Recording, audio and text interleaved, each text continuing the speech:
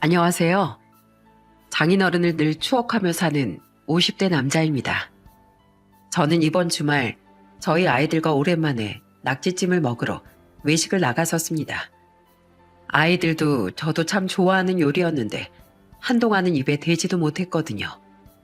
보기만 해도 돌아가신 장인어른 생각에 가슴이 먹먹해져서요. 장인어른도 우리와 마찬가지로 낙지찜을 참 좋아하셨으니까요. 그날 전 어느덧 다 큰 아이들과 술도 한 잔 곁들이며 오래도록 장인어른을 추억했습니다. 장인어른에 대한 이야기를 많이 해서인지 한동안 제 지난 과거에 대한 기억이 오랜만에 한가득 떠오르더라고요. 너무도 감사한, 또한 너무나도 아프기도 했던 제 과거에 대한 이야기 지금부터 시작해 보겠습니다. 저희 부모님은 동네에서 소문난 인고 부부셨어요. 그런 부모님 아래에서 저와 여동생은 평화롭게 유년 시절과 학창 시절을 보냈죠. 그리고 부모님은 너무도 일찍 저와 여동생 곁을 떠나셨습니다. 제 나이 26살에 두 분은 벌초를 다녀오다 한날 한시에 교통사고로 눈을 감으셨거든요. 그리고 그 해는 저희 가족에게 정말 격변의 해였어요. 부모님을 보내드린 지 몇 달 뒤 이번엔 동생이 당시 만나던 남자와 아이를 가지게 됐다는 소식을 들려줬거든요. 동생은 급하게 결혼식을 올렸고 전 혹시 동생이 불행한 삶을 살게 될까봐 걱정이 이만저만이 아니었습니다. 하지만 다행히 매제는 처음 인사와서 제게 용서를 구할 때와 변함없이 동생의 다정한 남편이 돼주고 있고 사돈 어른들 또한 좋은 분들이셨기에 동생은 지금까지 아주 행복하게 잘 살고 있어요. 그리고 그 이듬해 저는 일하던 공장 지인의 소개로 1살 어린 아내를 만나게 됐습니다. 평범한 직장인이었던 나는 웃는 게 참 맑은 사람이었어요. 외동딸로 자라서인지 가끔은 철없는 모습을 보였어도 늘 저를 향한 열렬한 눈빛을 보내던 아내가 참 좋았죠. 오빠, 우리 부모님이 오빠를 한번 집에 초대하고 싶다는데 괜찮아? 무남 동료 외동딸이 만나는 남자라니까 어떤 사람인지 많이 궁금하신가 봐. 무엇보다 제가 결혼을 결심했던 가장 큰 이유는 바로 연애 몇 달 뒤 만나 뵌 장인 장모님 때문이었습니다. 초대를 받고 처음 처가에 갔던 날 정말 많이 긴장했어요. 장인어른은 회차장 업체를 운영하는 분이라고 들었는데 괜히 사업을 하신다고 하니 엄한 분일 것 같아서요. 하지만 직접 만나 뵌 장인어른은 굉장히 인자한 분이셨죠. 왜 그렇게 긴장하고 있어? 무릎 꿇지 말고 편히 앉아. 자, 여기 과일도 좀 들고. 우리 집사람이 과일 깎는 솜씨가 참 좋아. 과일을 잘 깎는 사람은 마음이 고운 사람이라는데 그 말이 참 맞는 말이지 뭐야. 아유, 당신도 참 처음 보는 남의 집 총각한테 그런 말하면 팔불출이라고 흉봐요. 팔불출이면 좀 어때? 당신 얼굴도 마음씨도 고운 건 세상 사람들이 다 아는데. 게다가 장모님께도 아주 다정하고 상냥하게 말씀하시더라고요. 금술 좋은 두 분의 모습이 생전 저희 부모님을 떠올리게 해 갑자기 저도 모르게 눈물이 났습니다. 그리고 그런 제 모습에 당황한 두 분께 전 부모님이 돌아가셨다는 말씀을 드리게 됐죠. 고아라고 싫어하실까 싶어 내심 걱정했는데 장인어른은 그런 절 너른 품으로 안아주시더군요. 그런 아픔이 있었구먼. 젊은 사람 마음이 아주 찢어졌겠어. 그런데 그 와중에 동생도 잘 시집 보내고 참 속이 단단한 청년이야. 장하네 장해.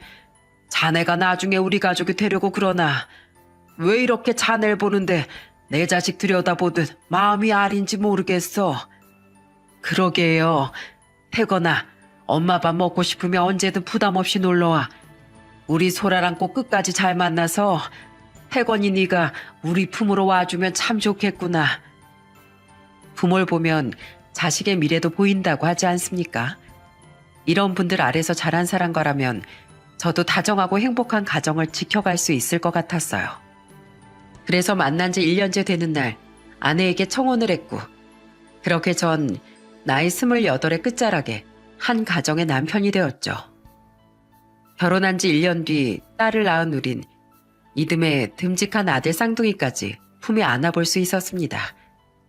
혼자였다가 순식간에 가족이 불어나니 제 행복도 배에 배가 됐어요. 아이를 좋아하던 장인 장모님은 저희가 손주들을 데려갈 때마다 좋아서 어쩔 줄을 모르셨습니다.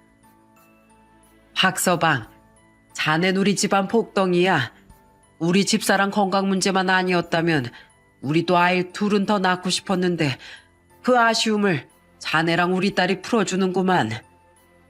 하지만 일을 그만두고 아이를 연달아 셋이나 낳은 것이 아내에겐 큰 스트레스로 다가왔던 모양이었어요. 육아로 인한 스트레스를 참지 못한 나는 애들이 보는데도 아랑곳하지 않고 히스테리와 짜증을 부려대곤 했죠. 저는 그런 아내를 위해 일이 끝나면 곧장 집으로 달려가고 주말엔 친구들을 만나라고 아내를 밖으로 보낸 후 혼자 집안일과 육아를 전담했습니다. 몸이 부서질 것 같았지만 가정을 지키기 위해서라면 뭐든지 할 수 있었어요. 하지만 아내의 짜증은 통 줄어들질 않더라고요. 혹시 우울증인가 싶어 아내에게 정신과 상담을 권유해봤지만 당시만 해도 아직 정신과에 다닌다고 하면 사람들 시선이 곱진 않던 시절이라 그런지 아내는 극도로 화를 내며 거부했어요. 그러다 한 번은 장인 장모님이 오셨을 때 아내가 또 아이들에게 짜증을 부리는 일이 있었습니다. 그러자 장인 장모님은 아내를 크게 혼내시더군요. 얘 소라야, 너 지금 애들 앞에서 이게 뭐 하는 짓이야? 우리가 있어도 이러는데 너 평소엔 얼마나 더 심하게 구는 거야? 이게 애들 정서에 얼마나 안 좋은지 알아? 그래 이 녀석아, 애들부터 감싸는 박서방 보니까 너 한두 번 이랬던 게 아닌 것 같은데 이러면 못 써. 누가 너한테 애들 억지로 낳으라고 한 것도 아닌데 엄마가 됐으면 인내와 책임감을 가져야지. 미안하네 박서방. 우리가 얘를 외동이라고 너무 오냐오냐 키운 모양이야. 그러니 이렇게 자제심 없는 모습을 보이지. 장인어른은 이제 보니 제가 많이 홀쭉해진 것 같다며 우리 박서방이 불쌍하지도 않냐고 또다시 아내에게 호통을 치셨습니다. 제가 얼마나 가정을 위해 노력하는지 아내도 잘 알았던 터라 아내는 아무 말도 못하고 눈물을 그렁거리며 입만 삐죽였죠. 그 뒤 장모님은 낮에 자주 저희 집에 찾아와 아내의 육아를 도와주시더군요. 주말엔 장인어른과 장모님 모두 저희 집에 오셔서 우릴 도와주려고 애쓰셨어요. 박서방, 애들을 우리가 볼 테니까 자네도 소라처럼 나가서 시간 보내고 와. 아니에요 장모님. 저희가 낳은 아이들인데 저희 힘으로 돌봐야죠. 괜히 두 분까지 고생하시게 만들어서 너무 죄송해요. 됐네 이 사람아. 자네 장모 말 들어. 그럼 나랑 집사람이랑 애들 보고 집안일도 해놓을 테니까 자넨 방에 들어가서 좀 자게. 사람 눈밑 휑한 것 좀 봐. 우선 자네가 건강해야 애들 잘 키우든 말든 할 게 아닌가. 그런 두 분 덕에 전 염치불구하고 주말에 밀린 잠도 자고 몸도 쉴 수 있었습니다. 그때 정말 두 분이 아니었다면 저는 건강을 크게 해쳤을지도 몰라요. 아내는 쌍둥이가 3살 때 새로 직장을 구했습니다. 애들도 어느 정도 컸으니 평일에 애들을 어린이집에 맡기게 되며 장모님은 더 이상 아내를 도와 애들을 봐주러 오지 않으셔도 되게 됐죠. 사회생활을 다시 시작한 아내가 밝은 모습을 되찾으며 장인 장모님께서 종종 주말에 저희 집에 오시던 횟수도 줄게 됐어요. 아내의 주말 외출 횟수가 많이 줄어들었거든요. 그렇게 먹구름이 꼈던 저희 가정에도 점차 햇살이 돌아오기 시작했습니다. 하지만 겨우 숨을 돌렸다 싶었더니 아주 큰 불행이 찾아오더군요. 그건 바로 천사 같던 장모님이 세상을 떠나신 일이었습니다. 제가 결혼한 지 겨우 5년밖에 되지 않았던 때의 일로 원인은 급성 심장마비였어요. 혼자 집에 계시다 갑작스럽게 심정지가 온 장모님은 숨을 거둔 후 저녁 늦게서야 퇴근한 장인어른께 발견됐던 거죠. 아이고, 여보. 이렇게 나만 두고 가면 내 여생은 외로워서 어쩌란 말이야. 당신 없는 세상에 내가 살아있을 이유가 뭐가 있다고. 제발 나도 데려가 여보. 너무 갑작스런 비극에 가족 모두 슬픔에 빠졌습니다. 특히 장인어른의 충격은 이루 말할 수가 없었죠. 자주 찾아뵙고 전화를 드릴 때마다 장인어른은 우울한 모습을 보이셨어요. 날이 갈수록 말라가고 끼니도 잘 챙겨 드시지 않는 모습에 걱정이 이만저만이 아니었죠. 결국 장모님이 돌아가신 지 얼마 되지 않아 저는 아내와 장인어른과 상의 후 장인어른을 모시기로 결정했습니다. 마음 같아선 곧장 그러고 싶었지만 그럼 아내 회사는 괜찮아도 제 직장이 집과 너무 멀어져 잠시 고민을 했던 거예요. 저희가 살던 집으로 모시려고 해도 장모님의 흔적이 가득한 집을 장인어른께서 떠나고 싶지 않아 하셨거든요. 하지만 장인어른이 그런 상태이신 마당에 더 이상 제 출퇴근 거리 따윈 중요하지 않았죠. 고맙네 박서방. 장인하고 같이 사는 일이 사위한텐 절대 쉽지 않았을 텐데 내가 자네에게 너무 큰 부담을 지우는 건 아닌지 모르겠어. 그게 무슨 말씀이세요? 오히려 진즉 이랬어야 했는데 너무 늦어서 제가 죄송하죠. 장인어른, 전 장인어른 장모님이 제 두 번째 부모님이라고 여기면서 살았습니다. 제가 앞으로 꼭 장인어른 잘 모실 테니까 이제 밥도 잘 챙겨 드시고 같이 많이 웃으면서 살아요. 그 뒤 장인어른의 기운을 차리게 해드리기 위해 전 무수히 노력하며 살았습니다. 장인어른과 시간을 보내고자 못 두던 바둑을 배우기도 했고 생전 장모님께서 잘하시던 장인어른이 좋아하는 낙지찜, 바지락 된장찌개 등의 요리법을 찾아 배우기도 했죠. 그러다 보니 요리 솜씨도 늘고 음식 취향도 장인어른과 비슷해지기도 했어요. 아빠, 또 할아버지한테 바둑 졌어요? 누나, 아빠 또 저녁 식사 내기해서 졌어. 오늘 요리 당번도 아빠야. 휴, 장인어른께 정말 못 당하겠네요. 이거 매번 지기만 하니 통 장인어른 음식을 맛볼 기회가 없네요. 허허, 어른을 놀리면 못 써. 자네가 나한테 한 번씩 일부러 져주는 거 알고 있네. 오늘은 내가 저녁을 차림세. 마침 아까 퇴근길에 낙지가 실해 보여서 시장에서 좀 사왔거든. 얘들아, 오늘은 이 할애비가 낙지찜 해주마. 다행히 장인어른은 그런 제 노력과 손주들의 재롱을 보며 점차 밝은 모습을 되찾으셨습니다. 종종 장모님께 해주곤 하셨다며 장인어른 또한 가끔 음식을 하셨는데 특히 제가 만들던 것과는 비교도 되지 않게 낙지찜을 잘하셨어요. 그리 맵지도 않아 저희 애들도 어릴 때부터 장인어른의 낙지찜을 잘 먹었죠. 자신은 요리엔 소질이 없다며 통 음식을 하지 않던 아내는 두 남자 덕에 자신만 편하다며 참 좋아하더라고요. 그리고 장인어른 폐차장의 직원이 둘이나 그만뒀던 그 시기에 저는 다니던 공장을 그만두고 장인어른의 폐차장에서 함께 일을 하기 시작했습니다. 사위인 자네가 함께 일해준다면 그것만큼 든든한 일이 없을 것 같네. 자네 직장도 지금 집에서 너무 멀어서 출퇴근길에 고생하지 않았나? 하는 장인어른의 말씀을 듣고 말이죠. 직장이 가까워지고 함께 일하는 사장님이 제가 좋아해 맞이하는 장인어른이니 직장 출근하는 일이 전과는 비교도 되지 않게 즐겁더라고요. 아이들이야 워낙 어릴 때부터 자주 봐서 장인어른을 굉장히 좋아했기에 늘 집안 분위긴 화기애애했습니다. 물론 모든 것이 다 완벽한 건 아니었어요. 애들이 점차 크며 사람들 만나기 좋아했던 나는 다시 평일 퇴근 뒤 저녁이나 주말에 회식이니 약속이니 하며 시간을 많이 쓰곤 했거든요. 에휴, 결혼 전이야 애가 어려서 노는 걸 좋아하나 했는데 가정을 꾸리고 나서도 저럴 줄은 내 미처 몰랐네. 미안하네 박서방. 어쩔 수 없죠. 사람마다 성향이 다 다르잖아요. 저랑 연애할 때 늘 저랑 붙어있고 싶다고 해서 몰랐는데 그것도 어떻게 보면 사람 만나기 좋아하는 성격 때문이었을 수도 있겠네요. 저야 뭐 장인어른도 있고 애들도 있으니 괜찮아요. 퇴근길에 갑자기 전화해 직접 아내가 놀고 있는 자리에 찾아가 보기도 했고 몇 번은 아내 친구들 혹은 회사 사람들과 얼결에 술자리를 같이 한 적도 있기에 바람이 났거나 하는 의심은 하지 않았습니다. 약속이 없는 날엔 아내도 가족과 시간을 보내려고 많이 노력하기도 했고요. 아내가 가정에 조금 소홀한 건 서운했지만 다른 가족과의 생활이 너무 즐거워서 괜찮았어요. 저는 아내 없이도 종종 장인어른을 모시고 애들과 동물원, 공원, 계곡 등 많은 곳을 놀러 다니곤 했죠. 그런데 장인어른을 모시고 산 지 10년 뒤 아주 끔찍하고 충격적인 일이 일어났습니다. 여기 장소라라는 사람 남편분이 누구시죠? 이름이 박태건이라고 하던데요. 박태건은 전데 누구시죠?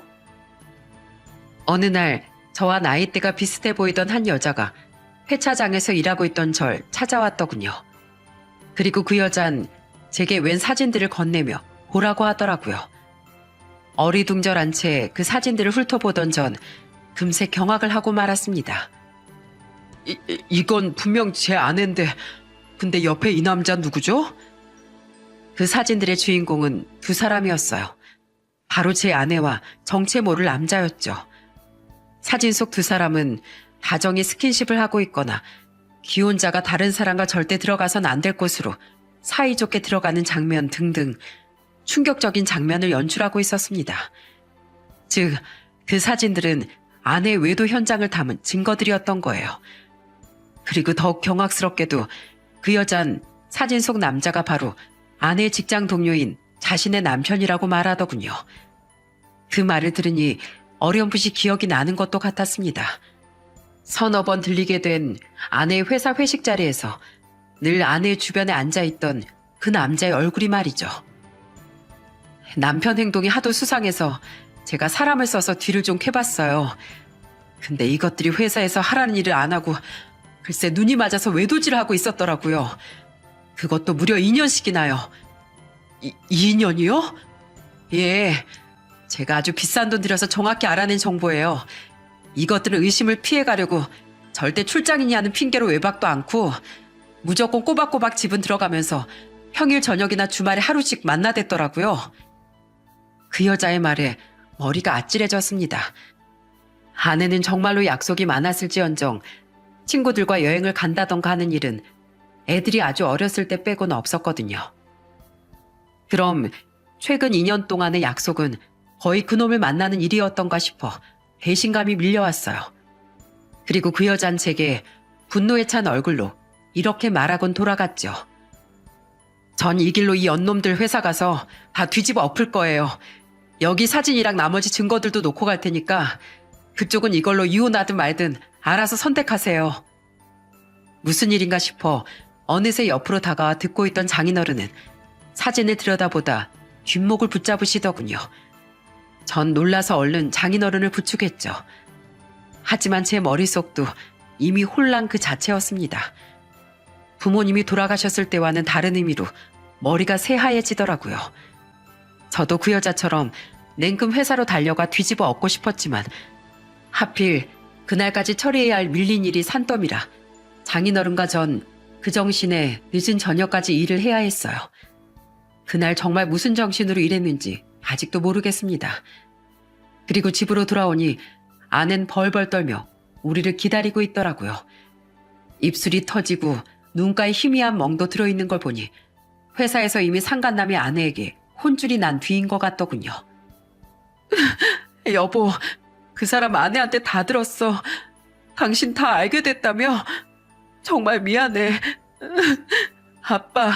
아빠도 이미 다 알고 계신 거죠? 제가 죄송해요. 잘못했습니다. 아내는 우리를 보자마자 싹싹 빌기 시작했습니다. 당시 애들은 거실에서 그 모습을 적나라하게 보고 있었죠. 그리고 장인어른은 그런 아내에게 성큼성큼 다가가더니 냅다 아내의 뺨을 내려치시더라고요. 이 썩을 거사! 내가 널 사람된 도리도 모르는 놈으로 키웠어? 어떻게 중학생 애들까지 셋이나 있는 것이 가정을 두고 그딴 짓을 해댔을 수가 있어. 더 납작 엎드려서 박서방한테 빌어. 넌 박서방한테 씻을 수 없는 상처를 준 거야. 내가 정말 미안해 여보. 나도 처음에 그만두려고 했는데 사람 마음이 절대 뜻대로 되지 않더라. 나밖에 모르던 당신을 이렇게 내가 배신했으면 안 됐는데 어쩔 수가 없었어. 사랑하고 재채긴 막는다고 막아지는 게 아니라잖아. 되먹지 않은 소리 하지 마. 사랑 타령을 잘만 해대면서 넌 사람 된 도리, 부부간의 의리 이런 것도 모르냐? 꾹 참았어야지. 적어도 당신이 애들 엄마라면 아직 15, 14밖에 안 된 애들이 무슨 죄로 엄마라는 여자 이런 추악한 꼴을 지켜봐야 돼?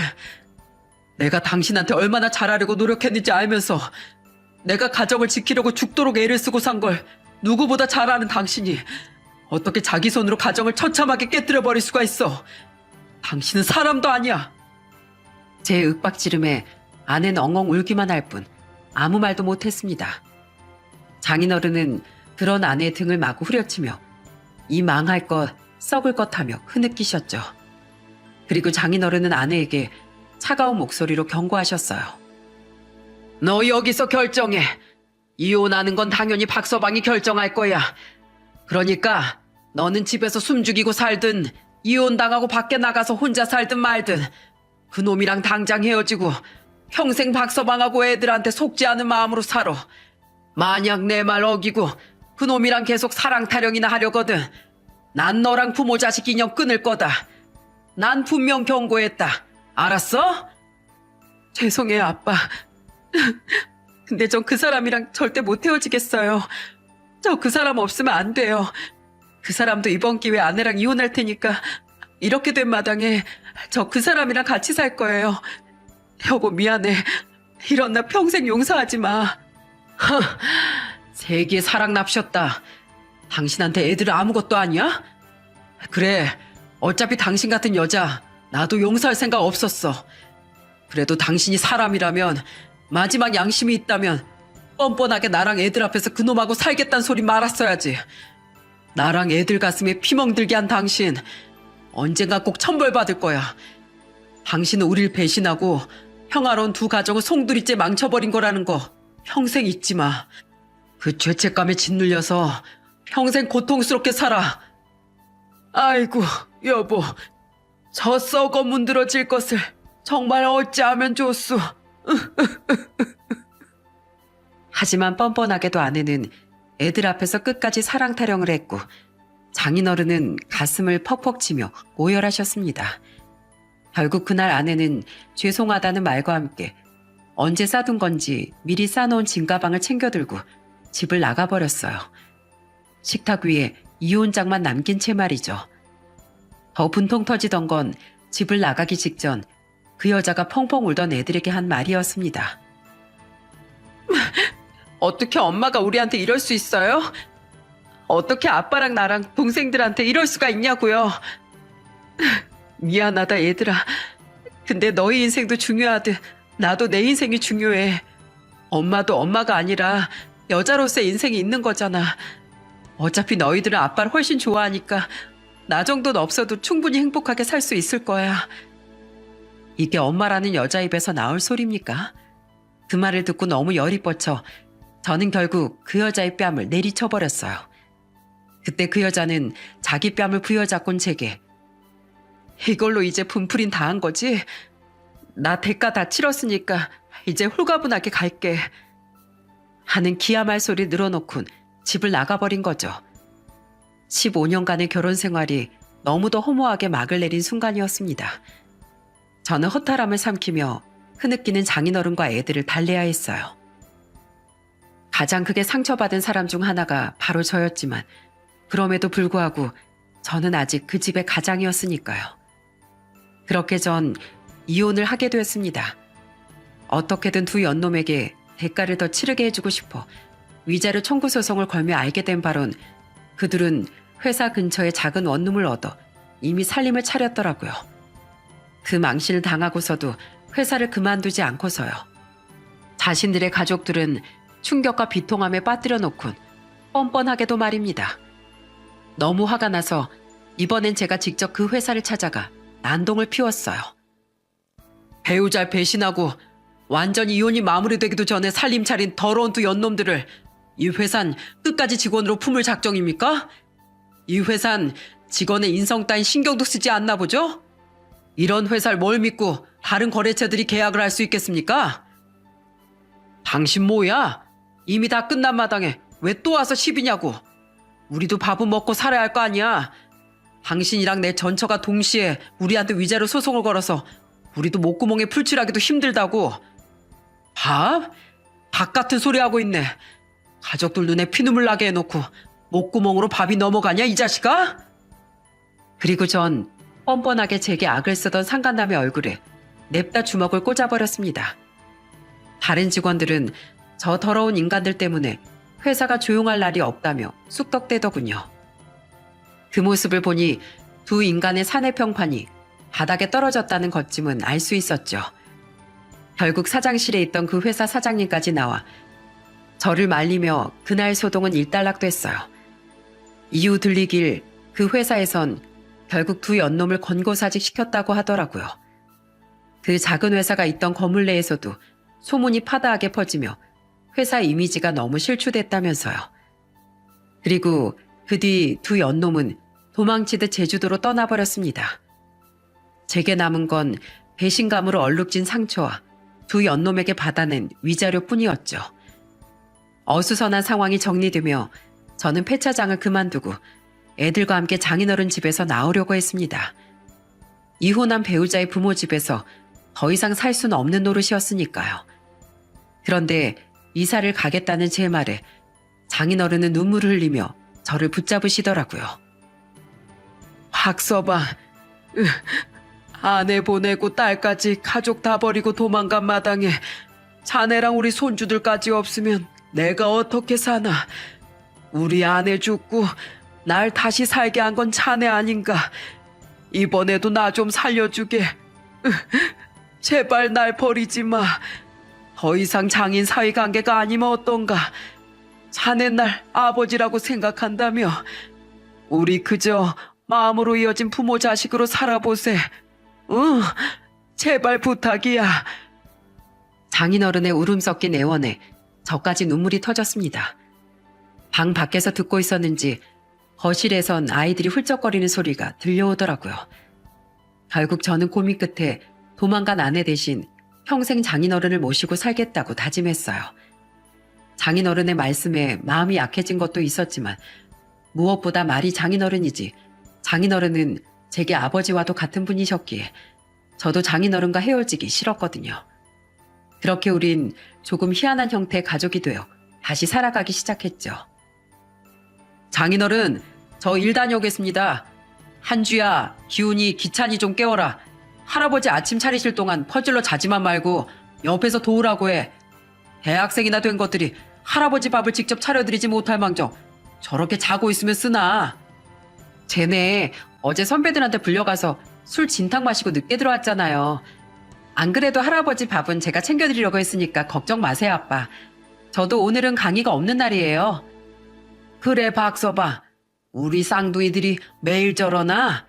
평소엔 한주랑 돌아가면서 할아버지 어깨 주물러줘. 다 컸다고 직접 밥도 차려줘. 얼마나 착한데 그래?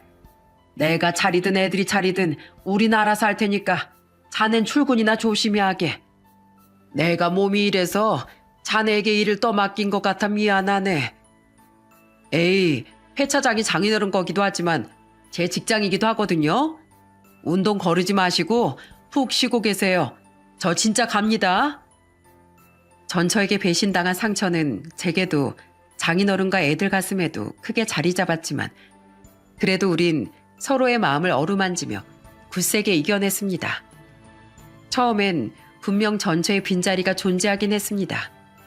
그래도 워낙 가정 참여도가 낮았던 사람이다 보니 그런 빈자리는 금방 메꿔지더라고요. 열심히 공부한 새 아이는 대학에도 진학했고 늘 붙어 다니던 쌍둥이 아들은 심지어 같은 대학 같은 과에 입학하더군요. 그리고 그쯤 장인어른께서 대장암 투병을 시작하며 회차장은 제가 거의 도맡게 됐죠. 그래도 수술과 항암을 잘 이겨내신 덕에 장인어른은 점차 다시 건강을 회복해 가셨습니다. 항암이 끝난 뒤엔 예후가 좋아 추적 검사와 내시경만 받으며 지내실 정도로요. 그렇게 암이라는 고비를 무사히 넘기나 싶었는데 결국 장인어른은 쌍둥이가 23살이던 해 재발 판정을 받고 말았어요. 이번엔 이기였던 전과 다르게 상황이 좋지 않네요. 암이 이미 주변 장기로까지 전부 퍼진 심각한 상황입니다. 의사는 우리에게 장인어른은 치료를 해도 희망이 크게 없는 상황이라고 말하더군요. 그야말로 청천벽력이었죠. 저는 장인어른을 시설이 좋은 요양병원을 알아봐 입원시킬 수밖에 없었습니다. 시한부 판정을 받은 장인어른께 고통을 줄이고 조금이라도 생명을 늘리려는 치료가 필요한 상황이었으니까요. 애들도 부지런히 장인어른 문병을 갔지만 저는 폐차장을 최대한 직원들에게 맡긴 채 매일같이 장인어른을 찾아뵀어요. 그리고 날이 갈수록 말라가는 장인어른의 손을 잡고 늘 죄송하다며 흐느끼곤 했죠. 장인어른, 죄송합니다. 제가 더 신경 썼어야 했는데 제가 너무 부족한 사위라서 장인어른이 이렇게 될 때까지 몰랐던 거예요. 아닐세, 자식도 버린 장인을 끝까지 모시고 산 자네 같은 사이가 세상에 또 어디 있겠나. 박서방, 내가 이번 생에서 가장 잘한 일은 우리 마누라를 만난 일인데 그만큼 또 잘한 일은 자네를 사위로 들인 일이었네. 내 딸이 떠나고 난 뒤에 염치 없게도 사위인 자네를 붙잡은 날 용서하게. 나 때문에 자네가 새 장가를 가지 못한 건 아닌가 싶어서 늘 미안한 마음을 갖고 있었어. 아니에요, 장인어른. 사실 저도 그때 장인어른을 떠나고 싶지 않았어요. 장인어른, 비록 애들 엄마에겐 뼈아픈 배신을 당했지만 그래도 과거로 돌아간다면 전 또 애들 엄마랑 결혼할 겁니다. 그렇지 않았다면 장인어른 장모님과 착한 우리 애들 절대 만날 수 없었을 테니까요. 그러니까 제발 절 떠나시려거든 부디 천천히 떠나주세요. 장인어른 없는 제 삶은 상상하기조차 싫습니다.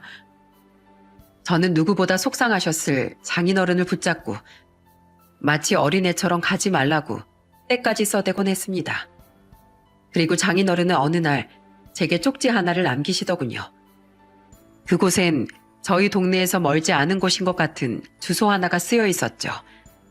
장인어른은 어리둥절해하는 제게 웃으며 이렇게 말씀하셨어요. 내가 죽거든 여기로 가보게나 박서봐. 내 장례가 끝난 이후에 말이야. 꼭 가봐. 거기에 내가 박서방 자네한테 남기는 마지막 선물이 있어. 마지막이라뇨, 장인어른. 왜 그런 말씀을 하세요? 그땐 선물이라는 말보다 마지막이라는 그 말이 너무 슬퍼 눈물이 멈추지 않았습니다. 당시 장인어른은 언제 돌아가셔도 이상하지 않을 정도로 쇠약해진 상태셨거든요. 그렇게 2주 뒤 장인어른은 누구보다 아끼던 손주들과 제가 지켜보는 앞에서 조용히 숨을 거두셨죠. 장인어른의 암이 재발한 후 고작 4개월 만에 슬픈 이별이었어요. 할아버지, 이제 하늘에 가선 아프시지 마세요.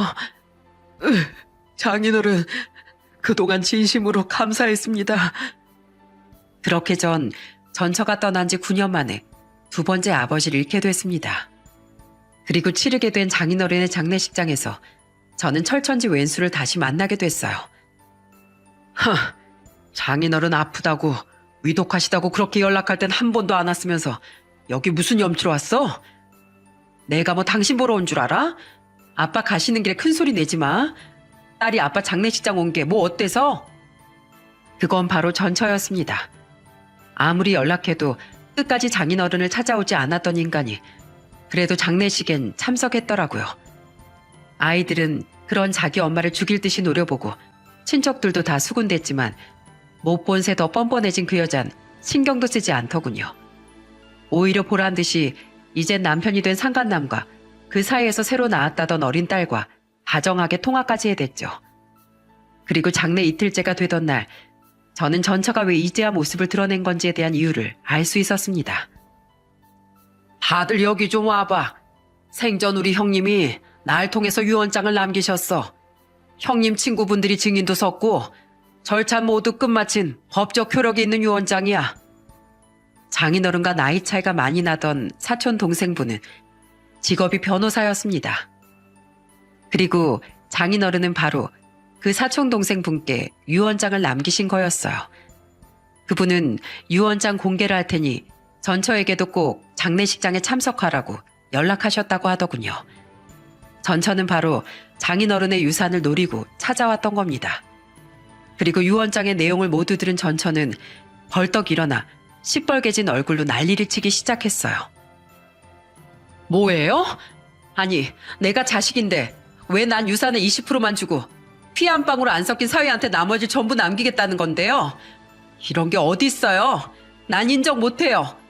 이거 그 유류분 반환 청구 소송인가로 내 목 더 돌려받을 수 있지 않아요? 저 이거 소송 걸 거예요. 아빠 딸은 나라고요. 엄마가 사람이야? 양심 있으면 어떻게 아빠한테 할아버지 유산까지 더 뜯어갈 생각을 해? 누나 말이 맞아. 엄마가 할아버지한테 대체 뭘 해드렸는데 할아버지 모시고 암투병 하실 때 간병까지 도맡아 한 건 바로 우리 아빠인데. 시끄러워. 이것들이 어디서 건방지게 엄마한테 말대꾸야? 그런 전철을 보며 아이들은 화를 냈고 자리에 있던 친척들 또한 인상을 찌푸리며 나무랐습니다. 하지만 돈 욕심에 눈이 먼 전처는 계속 난동을 부렸고 사촌 동생 어르신께선 조용히 하라며 장인어른께서 전처에게 남긴 영상을 하나 보여주시더라고요. 소라야, 네가 이 영상을 보고 있다면 아마 유언장 내용을 들은 후겠구나. 설마 네가 양심이 있다면 박서방에게 유산을 많이 남긴 일로 소란을 피우진 않겠지? 그래도 내 혹시 몰라서 말한다. 어차피 너 아직 이혼하지 않았을 무렵 미리 조금 증여했던 재산도 있고 혹시 네가 난리칠까봐 20%라는 유산도 네 앞으로 남긴 거야. 다 합치면 네가 아무리 법적으로 들고 일어나도 받을 수 있는 돈은 없을 거다. 다 계산하고 조치를 취해 놓은 거니까. 그리고 넌 내 유산을 더 탐낼 자격도 없어. 나까지 두고 유부남이랑 도망친 너 대신 그동안 박서방은 아주 친자식도 울고 갈 정도로 날 극진히 모셨다. 네 엄마 기를 매년 챙긴 것도 암에 걸려 오래 아팠던 날 힘든 내색 한 번 없이 보살핀 것도 전부 박서방이야. 박서방이 내 곁을 지켜주지 않았다면 난 지금껏 살지도 못하고 스스로 생을 내려놨을지도 모르지. 그러니까 네가 사람이라면 내 유언장에 그 어떤 포도 달지 말고 떠나거라. 예전에도 말했듯 암 걸린 날 포로 마지막까지 얼굴을 비추지 않은 넌 살아서도 죽어서도 내 딸이 아니니까 내 무덤에 찾아올 필요도 없어. 너한테 남길 수 있는 내 말은 하나뿐이다. 사람으로 태어났으니 사람답게 살다 가거라. 애들에게 제발 더 이상 부끄러운 엄마가 되지 말고. 덤덤한 장인어른의 말씀은 거기까지였습니다. 마지막 작별 인사조차 없이 영상은 끝나버렸죠. 그 영상을 모두 본 전처는 아무 말도 못하고 뚱한 표정으로 눈가를 붉히더군요. 억울해서였는지 아니면 영상으로나마 오랜만에 본 자신의 아버지가 너무 마르고 야위어서였는진 모르겠습니다. 혹은 그 영상을 보고 뭔가 부끄러움을 느꼈을지도요. 왜냐하면 전 아내는 장례 후 장인어른을 장모님 묘소 옆에 모신 뒤 더 이상 유산에 대한 가타부타 말 한 번 없이 조용히 떠나버렸거든요. 법적으로 손쓸 수 없는 상황인 걸 알아서였을 수도 있겠지만 부디 전자가 맞았으면 합니다. 그래야 끝까지 딸에게 모진소를 해야 했을 장인어른의 가슴 아픈 노력이 모조리 헛된 일이 되진 않게 될 테니까요. 이후 저는 집안의 장인어른의 물건을 정리하며 슬픔에 잠겼습니다. 그래도 절 위로해주는 애들 덕에 조금씩 힘을 내야겠다고 생각했어요. 그런데 며칠 뒤 문득 장인어른께서 제게 남겨주신 주소가 적힌 쪽지가 생각나더군요. 그동안은 너무 경황이 없어 그 쪽지의 존재 자체를 까먹고 있었거든요. 여긴 은행이잖아. 휴대폰 지도로 주소를 검색한 전 의외의 목적지에 어리둥절했습니다. 쪽지엔 목적지 이름이 적혀있지 않아 몰랐는데 그곳은 바로 은행이었거든요. 생전 장인어른께서 주로 이용하시던 은행 지점으로 저도 몇 번 따라가 봐서 알고 있었어요. 유산도 남기신 마당에 여길 대체 왜 가보라는 건지 의아했지만 그냥 무작정 가보기로 했습니다. 장인어른의 행동엔 분명 무슨 이유가 있을 거라고 생각했으니까요. 아, 장 사장님 사위분이시죠? 기다리고 있었습니다. 이쪽으로 오시겠어요? 저는 은행에 도착해 뭘 해야 할지 몰라 멀뚱멀뚱 주위를 둘러봤습니다. 그런데 저를 알아본 그 은행의 지점장님이 제게 먼저 인사를 해주시더라고요. 장인어른께서 재산도 적지 않으시고 워낙 오랜 고객이기까지 해서 지점장님도 장인어른을 잘 알고 있었거든요. 그래서 몇 번 장인어른을 따라갔던 절 용케 알아보셨던 거죠.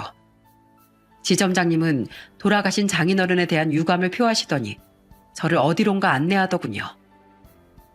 여긴 장 사장님께서 여길 이용하셨는데 생전에 미리 제게 부탁을 하셨었어요. 자신의 사후에 사위분이 오시면 금고에 있는 물건을 전해달라고요. 이미 서류 처리는 미리 다 마치셨으니 확인차 사위분 신분증만 한번 주시면 됩니다. 그곳은 바로 은행이 고객들에게 대여해주던 금고들이 있는 곳이었어요.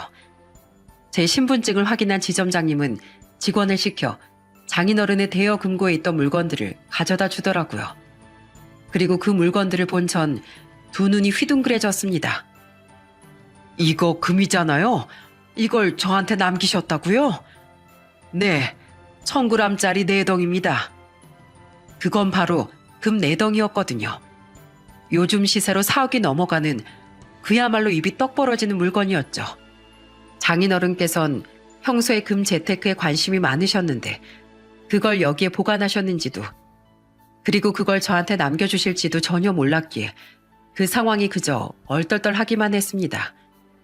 그리고 금덩이들과 함께 장인어른은 제게 편지 한 장도 남겨주셨더라고요. 그 편지를 읽어본 전 자리에 주저앉아 오열하고 말았죠. 박서방, 놀랐지? 이걸 미리 자네에게 주면 내 딸이 넘복이라도 할까봐 장례가 끝나고 와보라고 한 걸세. 박서방, 이건 잘 가지고 있다가 자네나 우리 손주들이 많이 힘들 때 유용하게 쓰도록 하겠나. 내가 왜 뒤늦게 재테크에 열을 올렸겠나. 다 자네랑 손주들을 위해서 미리미리 미래를 준비해 놓으려고 했던 게지. 이렇게라도 난 자네랑 우리 손주들한테 매정하게 떠나버린 내 딸의 몫을 대신해주고 싶었어.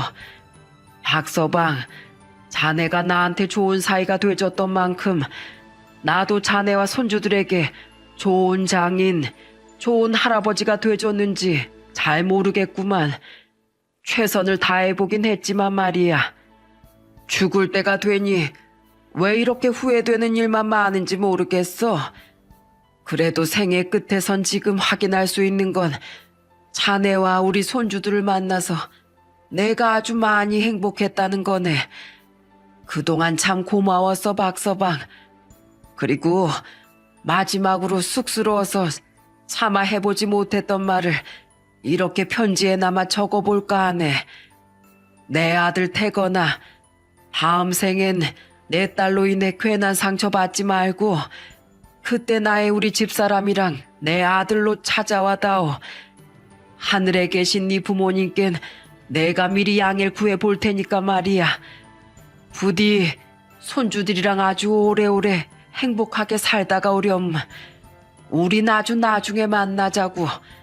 사랑한다, 아들아. 매번 절 자식 같다고 하셨지만 아들아 하고 불러주신 건 그 편지에서가 처음이었습니다. 군데군데 종이가 울고 글씨가 조금 번져 있는 걸 보니 장인어른은 그 편지를 쓰며 눈물을 흘리신 모양이었어요. 그 눈물 자국과 아들 태거나 하는 글자를 읽는 순간부터 쉴 새 없이 눈물이 볼을 타고 흘렀죠. 장인어른께서 남기신 금은 그저 현물이 아니라 사위와 손주들에 대한 미안함, 그리고 사랑에 대한 흔적이었던 겁니다. 꼭 애들하고 행복하게 살게요, 장인어른. 장인어른은 우리에게 최고의 장인이자 할아버지셨어요.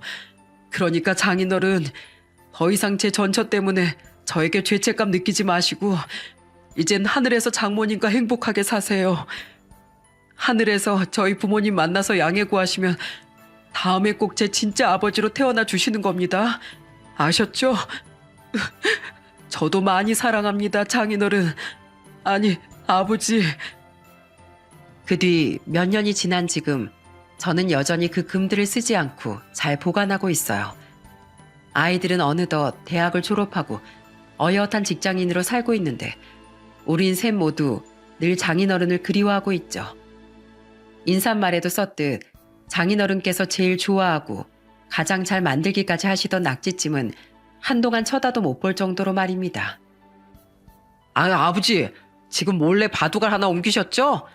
좋은 말 할 때 다시 옮겨 놓으시죠. 아빠가 또 그러셨어? 아빤 저번에 기찬이랑 바둑 둘 때도 그러시더니만 꼼수의 달인이시네요. 에이, 치사하다 치사해. 난 말이야, 니들 할아버지께 일부러 막 져드리고 그랬어. 그게 어른 공경 아니냐. 언제 나이 들었다고 무시하지 말라셨잖아요. 해결은 항상 정정당당해야죠. 아싸, 이겼다. 그래도 우린 슬픔을 많이 회복하고 일상으로 돌아왔습니다. 저는 장인어른의 폐차장을 이어받아 운영하고 있고 과거 장인어른과 두던 바둑을 이젠 새 아이와 두며 시간을 보내곤 해요. 아이들은 고맙게도 아빠 사랑이 끔찍한 효자들로 자랐죠. 어느덧 20대 후반이 된 애들을 보면 이렇게 자연스레 세월이 흘러가는 거구나 싶은 생각이 들더라고요. 전처는 장인어른을 보낸 후 여태 아무런 연락이 없고 저 또한 전처와 교류할 생각이 없습니다. 아이들은 죽을 때까지 자신들의 엄마를 안 보고 살 거라고 말하곤 해요. 저는 그런 아이들을 위해 금을 잘 보관하다 장인어른의 뜻에 따라 훗날 아이들을 위해서 쓸 생각입니다. 쓸 일이 없으면 애들이 결혼할 때 필요한 곳에 보태라며 나눠줘도 좋을 것 같고요. 그리고 그것들을 나눠줄 땐 꼭 애들에게 한 번 더 말해줄 거예요. 그 금에 담긴 장인어른의 손주들에 대한 지극한 사랑을 말이죠. 가끔 만나는 여동생은 여전히 장인어른을 그리워하는 저를 보며 이렇게 말하곤 합니다. 그래도 오빤 좋겠다. 추억할 부모님이 셋, 아니 예전에 돌아가신 오빠 장모님까지 넷이나 돼서 부모 부자네 아주 우리 오빠. 복받은 사람이야. 맞아요. 동생 말대로 제겐 부모님이 네 분이나 다름없죠. 남은 시간 동안 전 네 분을 추억하며 언젠가 자식들이 결혼을 하게 되면 장인 장모님처럼 좋은 장인 혹은 시아버지가 돼주고 싶습니다. 그리고 나중에 하늘에서 장인어른을 만나면 여쭤볼 거예요. 저도 며느리와 사위들에게 좋은 부모가 돼줬을까요? 하고 말입니다. 그때 그래 잘했다 이런 칭찬받기 위해 저는 앞으로 열심히 노력하며 살 생각이랍니다. 이렇게 긴 시간을 들여 장인어른과의 추억을 적다 보니 유독 장인어른이 많이 보고 싶어지는 날이네요. 저를 사랑으로 품어주신 장인어른 곁엔 전처의 못난 행동에도 불구하고 사위인 저와 손주들이 남았고 장인어른을 진심으로 존경하고 모신 제겐 영원히 잊지 못할 또 한 분의 아버지가 가슴속에 남았습니다.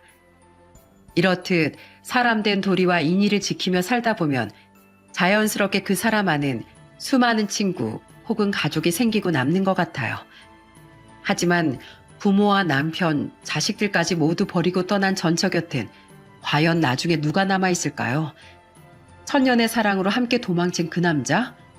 그 남자 사이에서 낳고 키우고 있다던 딸? 글쎄요. 만약 전처가 우리에게 한 행동처럼 앞으로도 사람된 도리와 의리를 잊고 산다면 결국 전처를 기다리고 있는 건 모두가 떠난 뒤 공허하게 남을 쓸쓸함과 외로움 뿐이라고 생각해요. 나를 소중하게 여기지 않는 사람 곁에 남아있고 싶은 사람은 아무도 없으니까요.